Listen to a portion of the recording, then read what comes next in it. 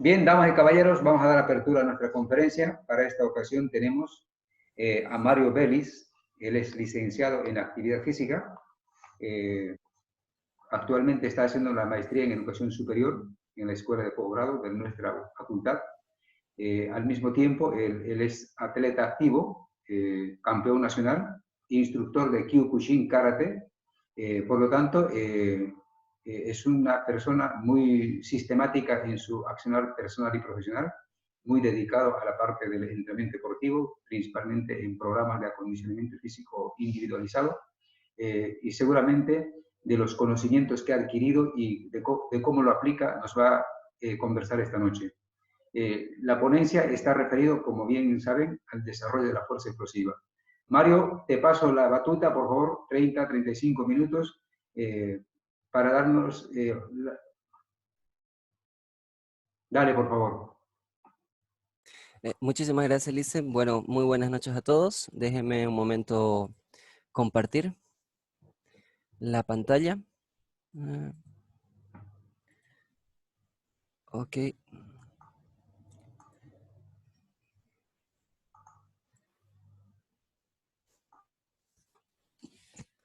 Eh, bueno, vamos a iniciar. Me gustaría iniciar explicando un poco acerca del título del tema que se va a tocar en este pequeño conversatorio, ¿no? Que son las perspectivas en el desarrollo de la fuerza, y me gustaría hacer énfasis en esta primera palabra que nosotros podemos ver acá, que son perspectivas, y definirlas, ¿no? La RAE o la Real Academia Española define perspectiva como observar o ver un objeto o una situación desde distintos puntos de vista. Con esto solamente quiero hacer entender de que existen diferentes posturas sobre el tema del entrenamiento o el desarrollo de esta capacidad física. Esto en cada uno de nosotros y en cada uno de los autores que vamos a poder ver. Y la idea es hablarle desde mi punto o desde mi perspectiva personal como entrenador y como atleta, obviamente respaldándome de algunos autores que a lo largo de este tiempo he podido ir viendo y conociendo. Una vez haciendo esta pequeña introducción, me gustaría eh, introducirlos un poco más al tema, porque la verdad es que son tres puntos bien sencillos los que voy a tratar en esta charla. El primero, que son conceptos de fuerza; el segundo, que son manifestaciones de la fuerza; y el tercero, que son mitos en el desarrollo de la fuerza.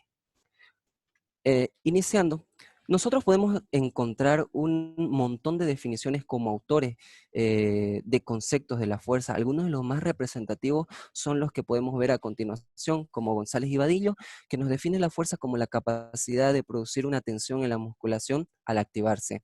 Verkhoshansky, que define la fuerza como el proceso de una acción muscular iniciada y sincronizada por procesos eléctricos en el sistema nervioso central, ¿no? También como Nutgen y Krenen, que definen la fuerza como la máxima tensión manifestada por el músculo o grupo muscular a una velocidad determinada. Y otros autores como Kuznetsov, Helen, Magnon, Harry Hutman y Sapsiowski, que definen la fuerza como la capacidad de poder vencer u oponernos ante una resistencia mediante la tensión muscular. La mayoría de estos autores consideran de que las manifestaciones de la fuerza, o la generación o la producción de esta fuerza, se debe a factores musculares, a la coordinación muscular y a factores eléctricos también. Esto gracias a una serie de procesos químicos que suceden dentro de nuestro cuerpo, y a unas fibras llamadas actina y miocina, que ustedes ya lo conocen, y que da como resultado las distintas manifestaciones de la fuerza o los tipos de fuerza como nosotros lo conocemos. Esta es una clasificación generalizada que la mayoría de los autores ocupa en el ámbito deportivo, y que es fuerza máxima, fuerza veloz y fuerza resistencia. La fuerza máxima, conocida también como fuerza absoluta o fuerza bruta, es la mayor expresión de fuerza que el sistema neuromuscular puede aplicar ante una resistencia. En otras palabras, es la capacidad del músculo de generar una tensión que nos permita vencer el máximo peso o el mayor peso posible que nosotros podamos desplazar. La fuerza veloz, conocida también como fuerza explosiva, fuerza potencia, fuerza reactiva, se puede definir como la capacidad del sistema neuromuscular de generar la máxima fuerza en el menor tiempo posible. Es la capacidad de los músculos de contraerse a máxima velocidad usando el sistema CEA, que es el ciclo de estiramiento-acortamiento, generando la máxima fuerza en cortos periodos de tiempo. Y por último tenemos la fuerza resistencia, que es la capacidad de soportar la fatiga en la realización de esfuerzos musculares que pueden ser de corta, media o larga duración. Entonces, esto también es este tipo de fuerza también es la generación de la contracción que genera una tensión o una fuerza que tenemos que mantener durante un largo periodo de tiempo, ya sea si nuestro deporte es de corta, de media o de larga duración. Bueno, uno de los autores que llamó mi atención en su momento en el tema de entrenamiento de fuerza máxima fue González Vadillo y Goristiaga con un documento que, perdón, con un documento que sacaron en el 2002, donde ellos muestran el desarrollo de esta capacidad vía hipertrofia muscular y vía adaptaciones neurales. Y nos muestran los siguientes cuadros. En el lado derecho podemos ver el entrenamiento vía adaptaciones hipertróficas y nos muestra los efectos principales que se consiguieron. Este trabajo o este sistema de entrenamiento fue distribuido por dos tipos o dos porcentajes de carga. El uno que lo vemos en la parte superior y el dos que lo vemos en la parte inferior. En el de arriba podemos ver que se trabajó a un 80 o 85% del RM y los efectos principales nos dice de que fueron desarrollo de la fuerza máxima, hipertrofia media, influencia media sobre los factores nerviosos. Y en el cuadro de abajo, en el inferior, con el segundo porcentaje entre el 70 y el 80%, nos dice que los efectos principales fue hipertrofia muscular alta. Este grado de hipertrofia nos dice que va a depender también del tiempo de recuperación entre series, que a menor tiempo de recuperación hay mayor hipertrofia muscular. Y el segundo punto que es, hay influencia media sobre los factores nerviosos.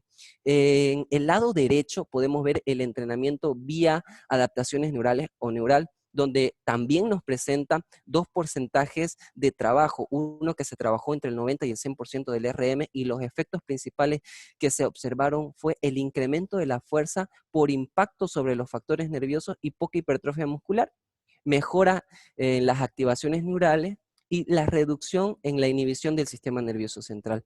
Con el segundo porcentaje de trabajo entre el 85 y el 90%, dice que los efectos fueron similares a los del cuadro anterior, o sea, que se puede tener esta misma ganancia de fuerza con trabajos entre el 85 y el 90% del RM, ¿no?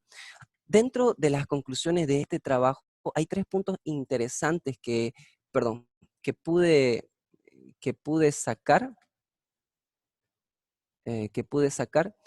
y que son los siguientes. Nos dice el primer punto entre las conclusiones que durante los dos primeros meses, durante las dos primeras semanas de entrenamiento, la fuerza, el entrenamiento de fuerza o la fuerza se atribuye un 60% a las adaptaciones neurales y un 40% a lo que es el aumento hipertrófico. Y el punto número 2 dentro de la conclusión, que va con relación al primero, que nos dice que los efectos neurales son de 2 a 3 veces mayores que los efectos que provoca el aumento de la musculatura en el desarrollo de la fuerza. Y acá, antes de entrar al tercer punto, me quiero detener y también hacer énfasis en lo que nos dice Chicharro y López, que lo podemos ver en la parte, que lo podemos ver en la parte inferior, en un trabajo que presentaron en el 2002, que nos dice que la mejora de la fuerza puede conseguirse sin cambios estructurales, pero no sin cambios ni adaptaciones a nivel neural. Y también, opuestamente, sí es que se puede conseguir cambios estructurales, pero sin mejora de la fuerza. con esto nos quiere decir de que nosotros podemos tener un incremento de nuestra fuerza máxima sin que haya un cambio significativo dentro del tamaño de nuestro músculo, pero por el contrario, podemos tener un gran incremento de la masa muscular sin ganancias significativas de la fuerza. Y aquí también me dejó una interrogante del tercer punto, donde González y Vadillo nos dicen que las vías del desarrollo y manifestaciones de la fuerza son estructurales y neurales. Yo al principio no entendía esto, porque en su trabajo muestra claramente de que el desarrollo de la fuerza se da mucho más por vía neural, por el desarrollo del entrenamiento neural, que por las estructurales, que el desarrollo de la propia hipertrofia muscular. Pero leyendo un poco y viendo algunos otros trabajos, entró en mi cabeza el por qué nos dice que estas dos vías son el desarrollo de esta capacidad, y lo voy a explicar con un ligero ejemplo. Supongamos de que nosotros trabajamos la ganancia de la fuerza máxima con adaptaciones neurales y que hemos llegado al pico de nuestra adaptación. Quiere decir que nos encontramos con un techo en el cual nosotros nos cuesta subir y nos cuesta mejorar, o un estancamiento como lo conocemos en este punto. Entonces ahí entran las vías de desarrollo estructurales, porque al aumentar la masa muscular, estas generan cambios en las estructuras internas de las palancas de nuestro cuerpo, haciéndonos que ésta pueda mejorar y de esta manera poder superar este techo que tenemos o este estancamiento. Y acá voy a hacer una ligera pausa en la presentación y les voy a hablar desde mi experiencia como atleta. En su momento, aquellas personas que me conocieron saben que yo pesaba entre 59 kilogramos y 63 kilogramos. Esto es un peso muy bajo con relación a la estatura que yo tengo, que es 1,76. Y la verdad es que es una desventaja total dentro del deporte que yo practico. Entonces, yo me di a la tarea de aumentar la fuerza vía adaptaciones hipertróficas, vía entrenamiento hipertrófico, con el porcentaje de carga que vimos ahorita que nos mostró Goristiaga y Vadillo, con el 80 y el 85%. Y la verdad de que pude conseguir eh, un cambio significativo en el desarrollo muscular. Pude llegar a pesar 70 kilogramos y la verdad que fue una etapa que yo la gocé mucho y que estuve muy conforme. Fue un logro significativo desde parte del punto de vista estético, pero no era efectivo en las competiciones, porque cuando yo entraba a competir, y, y bueno, me adelanté un poquito en esto. Yo hice las transferencias necesarias para que la ganancia de fuerza máxima como una capacidad residual se pase a lo que es la transformación de fuerza explosiva. Y la verdad que no tuve esos resultados porque, como les digo, cuando entraba a competir no sentía que al golpear pudiera dañar a la persona. Lo movía, pero era como que si no lo pudiera, no pudiera producir ningún daño. Y posteriormente también eh, hubo un periodo donde entrené todo lo que es entrenamiento de base de fuerza máxima con adaptaciones neurales. Hice la transferencia a la fuerza, lo que es fuerza explosiva como la conocemos, y me dio unos resultados más allá de los que yo podía esperar. Y me gustaría mostrarles estos resultados en un video casi al finalizar de la presentación. Voy a continuar. Acá también hay algo importante en el tema de la fuerza, que hay que tomar en cuenta algo que se llama fuerza relativa. ¿Y qué es la fuerza relativa? La fuerza relativa es la máxima fuerza que puede expresar el atleta con relación al peso corporal. Esto lo explico con un ejemplo también sencillo. Imaginemos que tenemos dos atletas, un atleta que pesa 50 kilogramos y un atleta que pesa 100 kilogramos. Los dos levantan 150 kilos en sentadilla. Viéndolos y observándolos podemos determinar de que los dos tienen supuestamente el mismo grado de fuerza máxima, pero si nosotros utilizamos la forma de fuerza relativa, que es una fórmula muy sencilla, que es el peso total levantado dividido entre el peso corporal, nos da como resultado y podemos ver de que la persona que pesa 50 kilos o el atleta que pesa 50 kilos puede levantar 3 veces su peso, a diferencia de este atleta que pesa 100 kilos que puede levantar 1,5 veces su peso. Entonces, Aquí hay que preguntarnos, entrenar la fuerza máxima dirigida hacia qué, hacia una especialidad. Entrenamos la fuerza máxima para transferirla a qué, a realizar movimientos de una extremidad de nuestro cuerpo a máxima velocidad para poder mover grandes pesos, grandes cargas. Entonces, tiene que ser específico el entrenamiento de fuerza. Fuerza, velocidad. La mayoría de los métodos de entrenamiento de esta manifestación de la fuerza se enfocan en mejorar el CEA, que es el ciclo de estiramiento-acortamiento del músculo, la coordinación intermuscular, la coordinación intramuscular y los impulsos nerviosos. Algunos de estos métodos son el método de contraste, el método excéntrico-concéntrico explosivo, el método de entrenamiento complejo, conocido actualmente como método de transferencia, y el método pliométrico. El método de contraste. Este método también es conocido como el método búlgaro de entrenamiento gracias a sus primeros precursores que fueron Sapshov y Abadiev. No sé si lo estaré pronunciando bien. Y básicamente este método consta de alternar cargas altas entre el 80 y el 90% con cargas livianas entre el 40 y el 50% realizando los ejercicios a máxima velocidad. El método excéntrico concéntrico explosivo trabaja con cargas entre el 50 y el 70% de nuestro RM y también básicamente consta de generar la fase excéntrica a una muy lenta velocidad hasta llegar al punto óptimo de flexión del ejercicio y realizar la fase concéntrica a máxima velocidad. El detalle aquí es que cuando se tiene una carga representativa es muy difícil bajar a una velocidad muy lenta, ¿no? En la fase excéntrica del movimiento. Y también es importante destacar de que hay que cambiar esa fase excéntrica a la concéntrica instantáneamente y rápidamente. El método de entrenamiento complejo de transferencia, como lo conocemos actualmente, básicamente es un método que combina ejercicios de base llamados ejercicios reclutadores con ejercicios pliométricos y la propia técnica deportiva. Este método de entrenamiento consiste en ir incrementando los porcentajes de nuestro 1RM en cada una de las series de manera tal de que reclute la mayor cantidad de fibras posibles para luego transferirlas o pasarlas a los ejercicios pliométricos para trabajar estas fibras a máxima velocidad y posteriormente se realiza la técnica deportiva específica. La verdad de que este término entrenamiento complejo fue hablado por primera vez por Eben y Blanchard, ¿no? Y no podría decirles si realmente fueron ellos, porque ya en 1966 Verboshansky venía recomendando la combinación de sentadillas con saltos para mejorar lo que es la fuerza explosiva.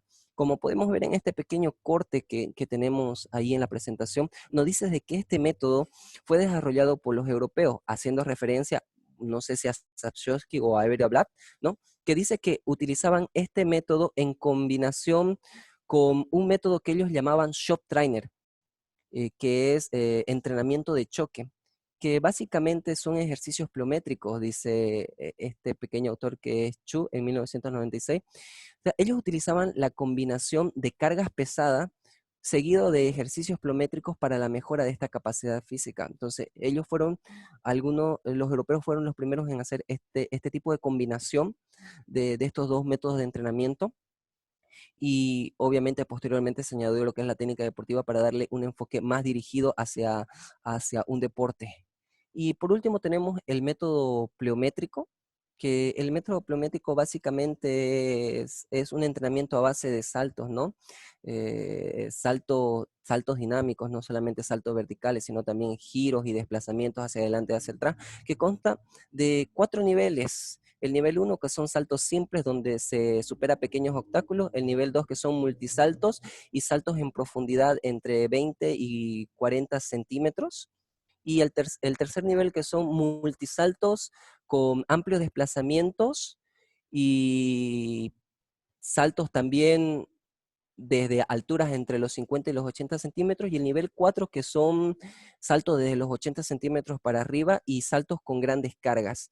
Aquí hay una historia bien interesante, ya que no podría decirle si Verboshansky o Sapshovsky fue uno de los primeros que mencionó el tema de pliometría, pero, perdón, pero realmente la primera persona que empezó a hablar de este método, utilizar este término, fue un médico y investigador llamado Rodolfo Malgaria en la década de los 60, que habló del CEA, del ciclo estiramiento-acortamiento. Esta investigación fue tan representativa que hasta incluso la NASA utilizó esta investigación para desarrollar la mejor manera o la manera más eficiente de poder caminar sobre la Luna. Y bueno, no fueron los únicos que aprovecharon esta investigación, sino que también entrenadores soviéticos como Sapshovsky aprovecharon el desarrollo de Margaria como una base para crear un programa de entrenamiento que potencie el aprovechamiento del reflejo estiramiento o el reflejo homeotático. Y Sapshovsky fue el primer autor que introdujo el término pliometría, entonces se lo debemos a él. Y también dentro de la historia nos dice que en la misma década, a mediados de los 60, Yuri Verboshansky, que era otro entrenador soviético de saltos, empezó a interesarse en la mejor manera de aprovechar la energía elástica del músculo. Esto lo hizo observando a los atletas triplistas de salto, y él se dio cuenta que los mejores resultados eran para aquellos atletas que cuando realizaban la ejecución de salto tenían menos contacto con el suelo. Y desde ese momento y hasta hoy día, Yuri Verboshansky es considerado como el padre de la pliometría aplicada al deporte. Dentro de mi experiencia personal, los mejores resultados los he podido obtener utilizando el método del entrenamiento de transferencia complejo combinados con el método pliométrico. Obviamente, cada uno en sus respectivos periodos de tiempo dentro de nuestra planificación del entrenamiento. Voy a adelantarme un poquito más aquí, lo que es fuerza-resistencia. No sé si estoy con tiempo.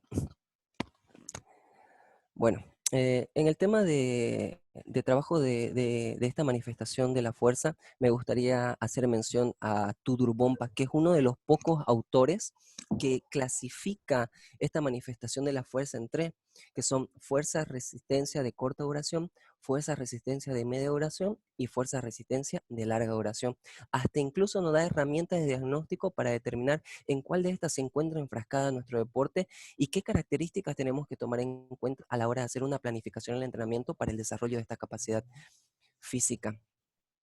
También Bompa nos dice que no podemos enfrascar el desarrollo de esta capacidad con un método generalizado, ya que las particularidades de cada deporte van a ser diferentes en el desarrollo de esta capacidad. Y para eso nos da 3 puntos para identificar un diagnóstico y tomar esos puntos de referencia para adaptarlos a nuestro método de entrenamiento en el tema de fuerza-resistencia. Y son los siguientes: la duración total de la prueba, el tiempo que dura la prueba o la competencia, cargas a movilizar durante la prueba, si es que tenemos algún implemento deportivo que movilizar durante eso, eh, si la prueba es continua o intercalada, y qué músculos son los que se ocupan en la realización de esta prueba. Con esto nosotros podemos agarrar un método de entrenamiento y adaptarlos con las necesidades específicas de esta capacidad, y así de esta manera poder desarrollar la fuerza, resistencia acorde a las necesidades del deporte que nosotros queremos. Y bueno, por último, me gustaría ver o tocar los mitos en el desarrollo de la fuerza, que son dos bien sencillos. El primero, que es el entrenamiento de la fuerza en los niños, que nos dice de que no es productivo, pero esto desde el punto de vista del desarrollo de la propia capacidad física, y también nos dice que es perjudicial, ¿no?, en el desarrollo biológico. Y esto se debe a que esté arraigado porque en su momento hubo investigaciones como las de Brillet, donde nos dice que después de 8 semanas de entrenamiento en circuitos en niños prepuberales de 4 años no se encontró mejoras en la fuerza, ni en brazo, ni en pierna. Y nos dice y nos explica que esto puede ser debido a los bajos niveles de hormonas andrógenas circundantes en el cuerpo de los prepuberales, ¿no? Que impiden, perdón, que impiden el desarrollo de la fuerza máxima. Bueno, obviamente que posteriormente hubo otras investigaciones donde pudieron demostrar con métodos de entrenamiento con cargas moderadas y altas que el entrenamiento de la fuerza en niños prepuberales de los 6 a 11 años se puede lograr y que no es una capacidad que perjudique al desarrollo del chico como tal. Y acá podemos ver un cuadro donde muestra algunos de los autores más representativos, las edades con las que trabajó, el sexo con los que trabajaron, el método de entrenamiento que se ocupó, la duración en semanas del método de entrenamiento, la frecuencia semanal y si hubo o no un cambio significativo en el desarrollo de la fuerza. Dentro de este conjunto de trabajos hay 3 puntos importantes que me gustaría mencionar, que son que no se encontró una evidencia significativa científica de que exista un impacto negativo en el desarrollo de los chicos o incluso que dañe las placas de crecimiento ósea. Pero también hay otro punto que nos dice que es de vital importancia, que hay que ajustar adecuadamente las cargas del entrenamiento según el desarrollo biológico de los chicos. Y por último, el último mito sería el entrenamiento de fuerza en la mujer. Esto desde el punto de vista del desarrollo de la masa corporal y el punto de la ganancia de fuerza en los sexos masculino y femenino, ¿no? Si es que puede equipararse la fuerza de la mujer a la del hombre. Hay muchos estudios que nos dicen que la fuerza de la mujer es 2/3 la fuerza de la del hombre. Esto por factores propios de la estructura femenina o del género femenino. Como indica Bosco, una de esas son las hormonas andrógenas, especialmente la testosterona, que la testosterona es la que potencia el sistema nervioso y favorece a la expresión fenotípica de las fibras rápidas, ¿no? Y obviamente esto va más relacionado con el tema de fuerza explosiva. Otro autor interesante es Krenner, que nos dice que la mujer tiene un 30% menos de fibra que los hombres, hasta incluso que la distribución de las fibras en la mujer es muy distinto al de los hombres. Y también se ha encontrado de que las fibras tipo 2 en la mujer es mucho más pequeña que en el sexo masculino. Entonces, estas características propias de la mujer son algunos impedimentos, tanto hormonales como estructurales, que le impide equiparar la fuerza a la de un hombre por la facilidad que éste tiene, tanto de las hormonas y de la estructura de las propias fibras musculares, ¿no? Y bueno, para culminar, me gustaría terminar con esta pequeña frase que poco a poco fue formándose en mi cabeza, que dice de la siguiente manera: la teoría es importante, pero más importante es saber transformar la teoría a la práctica y adaptarla a nuestra realidad, a nuestra sociedad y a nuestros atletas. Y me gustaría dejarles este pequeño video que aquellos que no conocen el deporte que practico lo puedan conocer y ver los resultados que me ha dado el poder entrenar con los distintos métodos de entrenamiento. Acá se los dejo.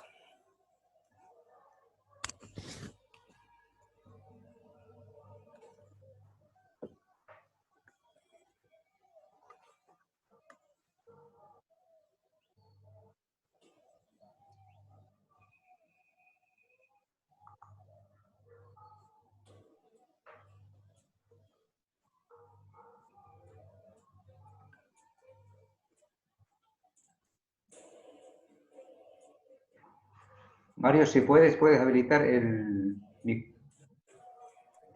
audio? el audio de la computadora, sí. Ok, no se escucha el audio de la computadora.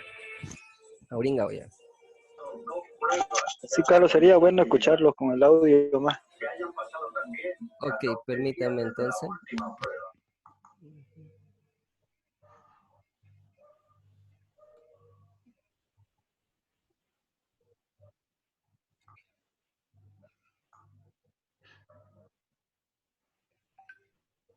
No lo encuentro. A ver, Daniel Gutiérrez, dale. Acá, configuración de audio. Listen Gutiérrez, si me puede ayudar. Buenas noches, director. Hola. Eh, Tienes que entrar a donde está la flecha en silenciar. Existe, ¿Ya? existe micrófono, altavoz. Si ve en la pantalla, usted le habilita altavoces igual que el sistema en el icono del micrófono.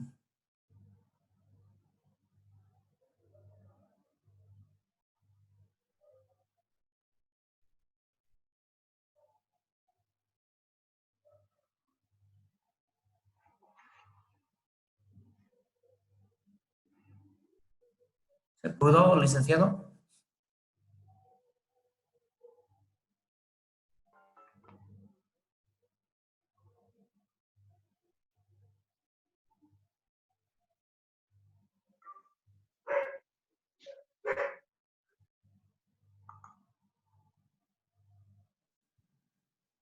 Si me da como hospedador director y a Lice Bellis y el Lice Bellis que me dé hospedador a mí y yo se lo cambio la configuración. De todas maneras, ya estamos en hora. Si hay más bien, podemos entrar a la ronda de preguntas, por favor, Mario.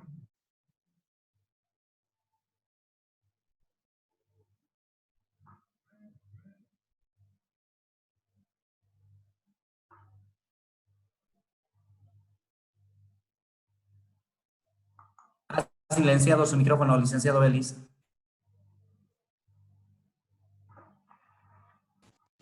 Hola, hola. Ahora sí, lo que pasa es que ya estamos en hora y si hay, podemos entrar a una ronda de preguntas. Si de pronto, posteriormente podemos compartir el video. Claro, no hay ningún problema. Podemos iniciar la ronda de preguntas. Bien, jóvenes, tenemos todavía un par de minutos o si hay alguna interrogante o alguna acotación, aquí hay profesionales con mucha trayectoria, si de pronto tienen algún cuestionamiento o algún aporte a la temática discutida esta noche, siempre será bienvenido.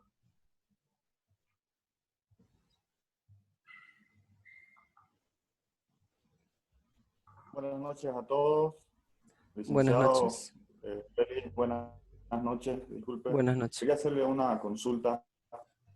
Quería saber, en base a su experiencia, ¿cuál sería la frecuencia semanal específica para poder trabajar la capacidad de fuerza?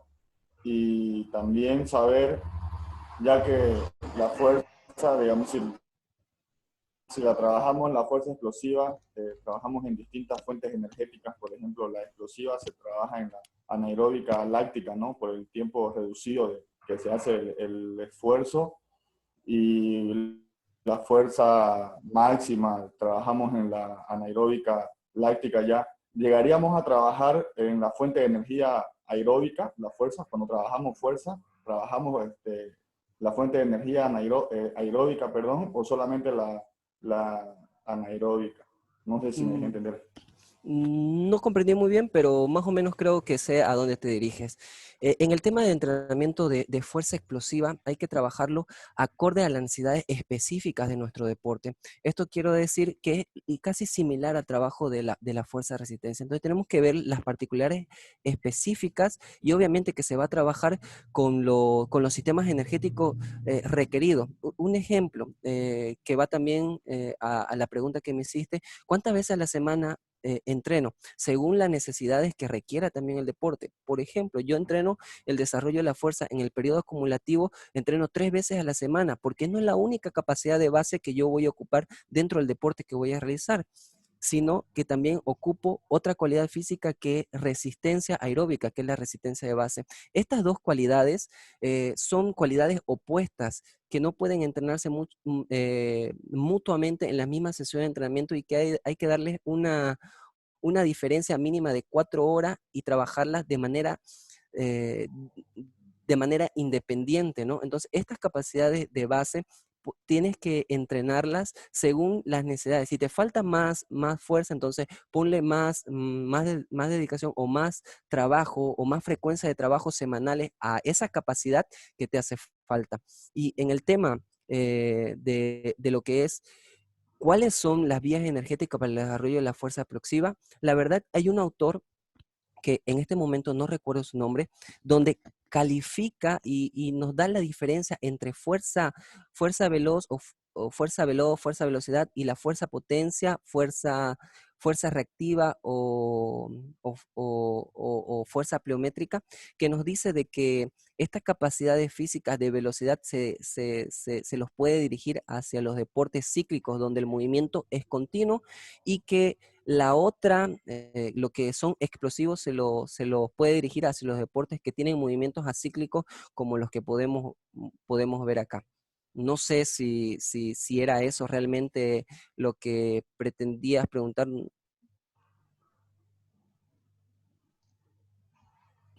Sí, Licen, gracias por la respuesta y también gracias por la clase, muy buen aporte de toda la información que nos ha dado. De nada. Bueno, jóvenes, muchísimas gracias. Gracias, Mario. Importante aporte que nos has brindado. Son temáticas en realidad aplicables y por otra parte es una invitación para que continuemos estudiando, investigando sobre temáticas relacionadas a la fuerza y de cómo esto lo podemos transferir a la práctica laboral. Muchísimas gracias, Mario, y gracias a todos ustedes también. Prácticamente con esto culminamos y si bien es cierto, hubo una especie de apertura para nuevas investigaciones. Gracias a todos, será hasta otro momento. Bien, muy gentil. Hasta luego, caballeros. Hasta luego a todos. Hasta luego, Licen. Chao, chao, nos vemos. Hasta luego, gracias. Hasta luego, hasta luego. Hasta luego.